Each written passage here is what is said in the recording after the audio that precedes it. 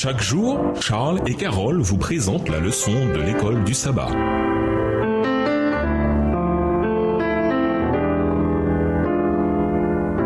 Bienvenue dans votre émission Dieu nous parle.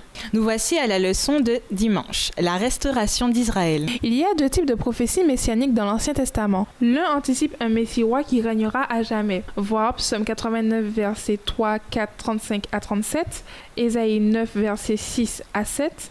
Et l'un qui prédit que le Messie devra mourir pour les péchés du peuple. Voir Ésaïe 52, 13 à 53 et Ésaïe 12, ainsi que Daniel 9, verset 26. Ces prophéties ne se contredisent pas. Elles renvoient simplement aux deux phases consécutives du ministère du Messie. D'abord, il souffrirait, puis il deviendrait roi.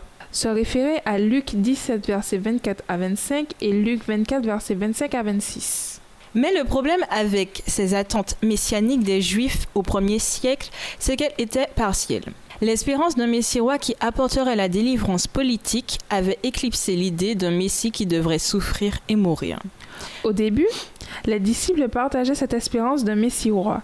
Ils croyaient que Jésus était le Messie, voir Matthieu 16, versets 16 à 20. Et on les surprend parfois en train de se chamailler pour savoir qui pourrait s'asseoir à côté de Jésus une fois qu'il prendrait place sur le trône, voir Marc 10, versets 35 à 37 et Luc 9, verset 46. Malgré les avertissements de Jésus sur le destin qui l'attendait, ils ne pouvaient tout simplement pas comprendre ce qu'il voulait dire. Alors, quand il est mort, ils ont été désorientés et découragés. Selon leurs propres termes, nous espérions que ce serait lui qui apporterait la rédemption à Israël, nous dit Luc 24, verset 21.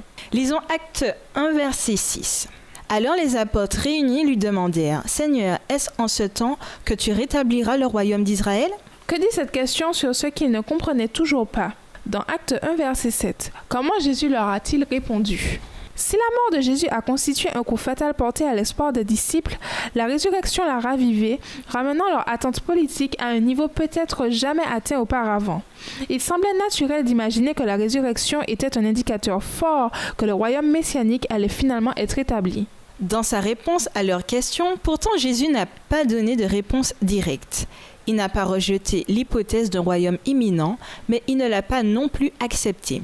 Il a laissé la question en suspens, tout en leur rappelant que le temps de Dieu appartient à Dieu lui-même et, en tant que tel, il est inaccessible aux humains.